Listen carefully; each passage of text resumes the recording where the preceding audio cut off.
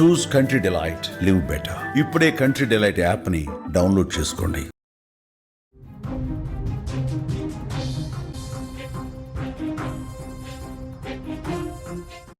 మేడిపల్లి అశోక్ మరణం ఒక సాధారణ మరణం కాదు.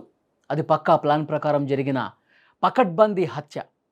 కంటికి రెప్పలా కాపాడుకోవాల్సిన భార్యే ప్రియుడి మోజులో పడి తాళి కట్టిన భర్తను కాల యముడిలా కడతీర్చింది. మమకారంతో సాకాల్సిన ప్లే స్కూల్ వేదికగానే ప్రియుడు పరిచయం అయ్యాడంట.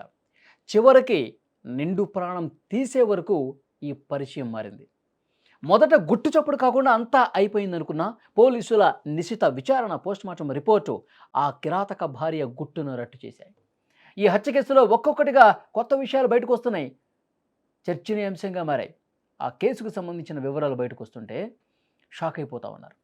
సుమారు 7 నెలల క్రితం మహేష్ సోదరి కుమార్తెను పూర్ణిమ నడుపుతున్న ప్లే స్కూల్లో చేర్పించాడు. ఆ సమయంలోనే పూర్ణిమకు మహేష్తో పరిచయం ఏర్పడింది.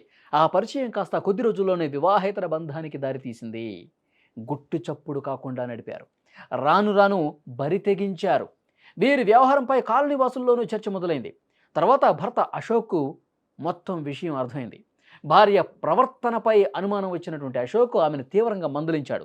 నీ బుద్ధి మార్చుకొని, తీరు మార్చుకొని, పద్ధతి మార్చుకో అని చెప్పి హెచ్చరించాడు. కానీ పూర్ణిమలో మార్పు రాలేదు. మారకపోవడంతో పాటు తప్పు అని చెప్పిన భర్తనే చంపేయాలనుకుని ప్రియుడితో కలిసి స్కెచ్ వేసిందండి. 11వ తారీఖు అశోక్ ఆఫీస్ నుంచి రాగానే ప్రియుడు మహేష్ అతని స్నేహితుడు సాయి కుమార్తో కలిసి పూర్ణిమ దాడి చేసింది.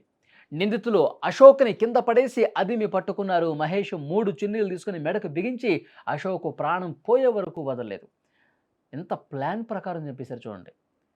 చనిపోయాడని చెప్పి నిర్ధారించుకున్న తర్వాత నిందితులు అక్కడి నుంచి పరారైపోయారు. వెంటనే ఈమె డ్రామా స్టార్ట్ చేసింది. అశోక్ గుండెపోటుతో చనిపోయాడని చెప్పి నమ్మించే ప్రయత్నం చేసింది. పోస్టుమార్టం రిపోర్టు మాత్రం అలా లేదు. పోలీసులు రంగంలోకి దిగారు. సీసీ ఫుటేజ్ పరిశీలించడంతో పాటు స్థానికులను కూడా విచారించారు. దొరికిన ఆధారాల ఆధారంగా పూర్ణిమ మహేష్ను గట్టిగా ప్రశ్నించారు. మొత్తం విషయం బయటపడింది. తన భర్తను చంపినట్టు అంగీకరించారు. వారు చేసిన పాపం మొత్తం కూడా ఒప్పుకున్నారు. నిందితులు ఇద్దరూ పోలీసుల అదుపులో ఉన్నారు ప్రస్తుతం. ఈ దారుణ ఘటన సమాజానికి ఒక చేదు నిజాన్ని గుర్తు చేస్తోందండి. కష్ట సుఖాల్లో తోడుంటానని అగ్ని సాక్షిగా 14 ఏళ్ల క్రితం 7 అడుగులు వేసిన ఆ పవిత్ర బంధం పరాయి వ్యక్తి పరిచయం ముందు చిన్నబోయింది. 7 నెలల కిందట ప్లే స్కూల్ వేదికగా మొదలైన ఒక వికృత పరిచయం భర్త ప్రాణాలు తీసే వరకు వెళ్ళిందంటే ఎలా తయారవుతున్నారో ఇక్కడ మనం అర్థం చేసుకోవచ్చు. ప్లే స్కూల్ వేదికగా అయినటువంటి పరిచయం తర్వాత వాళ్ళు అనైతిక బంధానికి, అక్రమ సంబంధానికి దారితీసింది. ఇక ఆ సంబంధం కొనసాగించడం కోసం భర్తకు తెలిస్తే మందలించాడని చెప్పి, తన అక్రమ సంబంధానికి అడ్డొస్తున్నాడని చెప్పి, తను ఇంకా ప్రియుడితో ఈ వ్యవహారం కొనసాగించడం కష్టమవుతుందని చెప్పి భావించి, ఎందుకంటే భర్త మందలించడంతోనే ఆగల, మొత్తం వేరే కాలనీకి షిఫ్ట్ అయిపోయాడంటే ఇల్లు. సో ఇంత ఈ విధంగా భర్త ఇబ్బంది పెడతా ఉన్నాడు, నా సుఖాలకు అడ్డొస్తున్నాడు అన్న ఉద్దేశంతో భర్తని చంపాలని చెప్పి ఆలోచన చేసి ప్రియుడి ఫ్రెండ్ని ఇంటికి పిలిపించుకొని, ఇతను ఒక ఇంజనీరింగ్ కాలేజీలో ఆయన మేనేజర్గా పనిచేస్తూ ఉన్నాడు.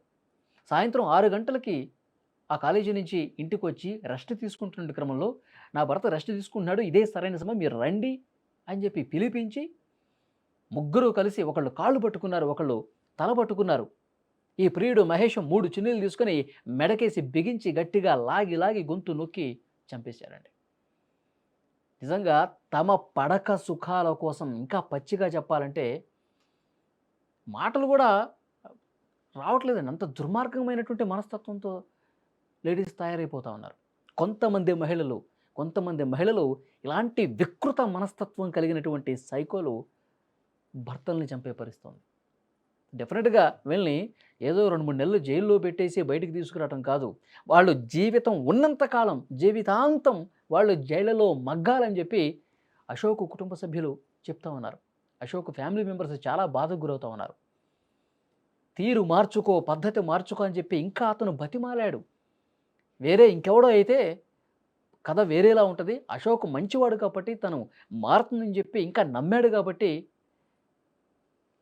చెప్పే ప్రయత్నం చేశాడు. కానీ అశోక్ ప్రాణాలు తీసే వరకు పరిస్థితి వస్తుందని చెప్పి మేము అనుకోలేదని అశోక్ కుటుంబ సభ్యులు చెప్తున్నారు. నిజంగా చాలా కఠినంగా శిక్షించాలి ఇలాంటి మహిళల్ని. ఈ వీడియో చూస్తున్న వాళ్ళు మేడిపల్లిలో జరిగిన ఈ దారుణ ఘటనకు సంబంధించి మీరు ఏ విధంగా స్పందిస్తారు? Please comment.